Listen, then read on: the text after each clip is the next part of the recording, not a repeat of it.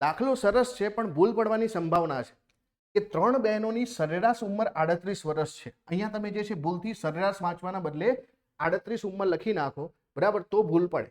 પણ અહીંયા તમને કીધું છે સરેરાશ ઉંમર છે, બરાબર. સરેરાશનો મતલબ શું થાય કે ત્રણેયની ઉંમરનો જે છે સરવાળો જે છે, બરાબર, ભાગ્યા 3 કરીએ તો 38 મળે. એનો મતલબ કે ત્રણેયની ઉંમરનો સરવાળો કેટલો થશે?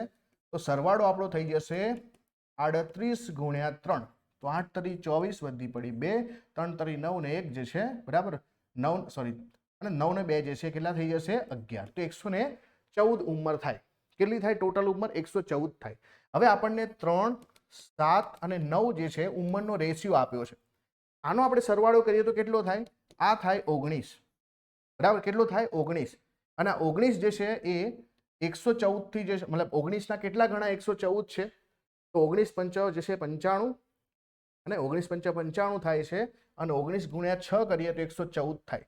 એનો મતલબ કે આપણને સૌથી મોટી બેનની ઉંમર, તો સૌથી મોટો તો 9 છે અને 9ના પણ 6 ગુણા કરીએ તો આપણને જવાબ મળે. તો 9 6 54. ડાયરેક્ટલી આપણે આવી રીતે કરી શકીએ કે ભાઈ ઉંમર જે છે કેટલી છે? 54. બાકી તમે આવું લખી શકો કે 3x ધારીએ, 7x ધારીએ, 9x ધારીએ, તો આ જે છે તમને 19x મળશે. 19x બરાબર જે છે અહીંયા આપણને 100 ને જે છે અને 8 તરી 114 મળે છે. તો x ની કિંમત આપણને અહીંયાથી મળે છે કેટલી? 6. તો x ની કિંમત આમાં મૂકીએ તો 9 ગુણ્યા 6 એટલે કે 9 6 54. બાકી ડાયરેક્ટ પણ થઈ શકે.